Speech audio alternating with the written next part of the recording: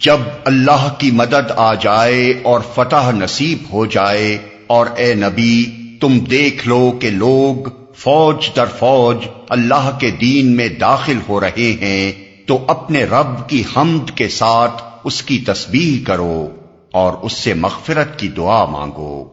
بے شک وہ بڑا توبہ قبول کرنے والا ہے۔ فتح نصیب ہو جائے، فتح سے مراد کسی ایک مارکے میں فتح نہیں، بلکہ وہ فیصلہ کن فتح ہے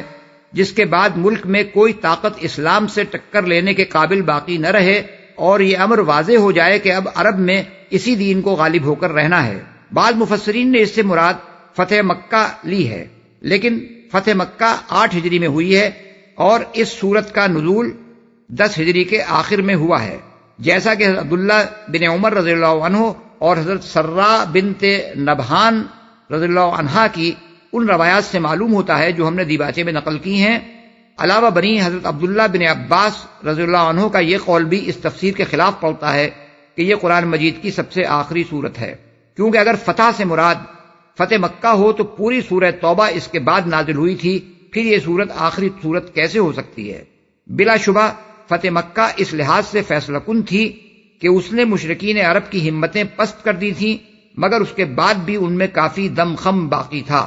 طائف اور حنین کے مارکے اس کے بعد ہی پیش آئے، اور عرب پر اسلام کا غلبہ مکمل ہونے میں تقریباً 2 سال صرف ہوئے۔ داخل ہو رہے ہیں، یعنی وہ زمانہ رخصت ہو جائے جب ایک ایک دو کر کے لوگ اسلام میں داخل ہوتے تھے، اور وہ وقت آ جائے جب پورے قبیلے اور بڑے بڑے علاقوں کے باشندے کسی جنگ اور کسی مزاحمت کے بغیر از خود مسلمان ہونے لگیں۔ یہ کیفیت 9 ہجری کے آغاز سے رونما ہونی شروع ہوئی، جس کی وجہ سے اس سال کو سال وفود کہا جاتا ہے۔ عرب کے گوشے گوشے سے وفد پر وفد رسول اللہ صلی اللہ علیہ وسلم کی خدمت میں حاضر ہونے لگے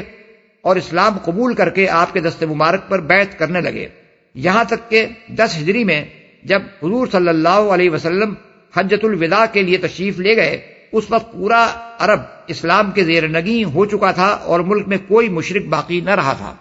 تسبیح کرو، ہم سے مراد اللہ تعالیٰ کی تعریف و ثنا کرنا بھی ہے اور اس کا شکر ادا کرنا بھی ہے، اور تسبیح سے مراد اللہ تعالیٰ کو ہر لحاظ سے پاک اور منزہ قرار دینا ہے۔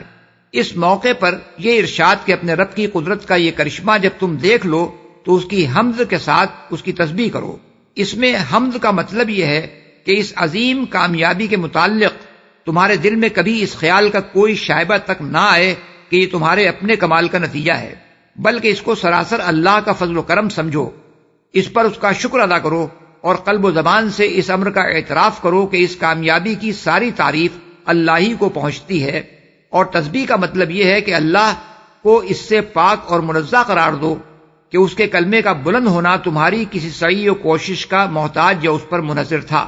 اس کے برعکس تمہارا دل اس یقین سے لبریز رہے کہ تمہاری سعی و کوشش کی کامیابی اللہ کی تائید و نصرت پر منحصر تھی۔ وہ اپنے جس بندے سے چاہتا اپنا کام لے سکتا تھا، اور یہ اس کا احسان ہے کہ اس نے یہ خدمت تم سے لی اور تمہارے ہاتھوں اپنے دین کا بول بالا کرایا۔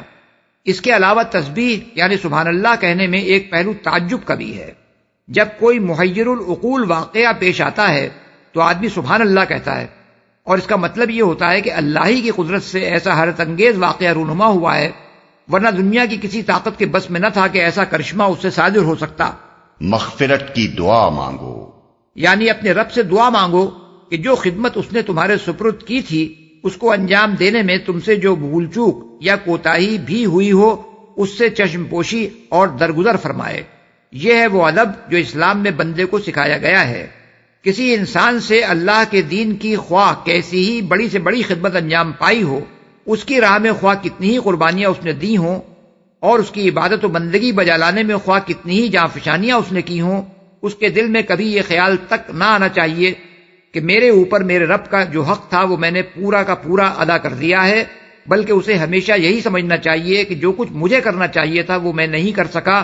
اور اسے اللہ سے یہی دعا مانگنی چاہیے کہ اس کا حق ادا کرنے میں جو کوتاہی بھی مجھ سے ہوئی ہو اس سے درگزر فرما کر میری حقیر سی خدمت قبول فرما لے۔ یہ ادب جب رسول اللہ صلی اللہ علیہ وسلم کو سکھایا گیا، جن سے بڑھ کر خدا کی راہ میں سعی و جہد کرنے والے کسی انسان کا تصور تک نہیں جا سکتا تھا، تو دوسرے کسی کا یہ مقام کہاں ہو سکتا ہے کہ وہ اپنے عمل کو کوئی بڑا عمل سمجھے اور اس غرے میں مبتلا ہو کہ اللہ کا جو حق اس پر تھا وہ اس نے ادا کر دیا ہے۔ اللہ کا حق اس سے بہت بالا و برتر ہے کہ کوئی مخلوق اسے ادا کر سکے۔ اللہ تعالیٰ کا یہ فرمان مسلمانوں کو ہمیشہ کے لیے یہ سبق دیتا ہے کہ اپنی کسی عبادت و ریاضت اور کسی خدمت دین کو بڑی چیز نہ سمجھیں، بلکہ اپنی جان راہ خدا میں کھپا دینے کے بعد بھی یہی سمجھتے رہیں کہ حق تو یہ ہے کہ حق ادا نہ ہوا۔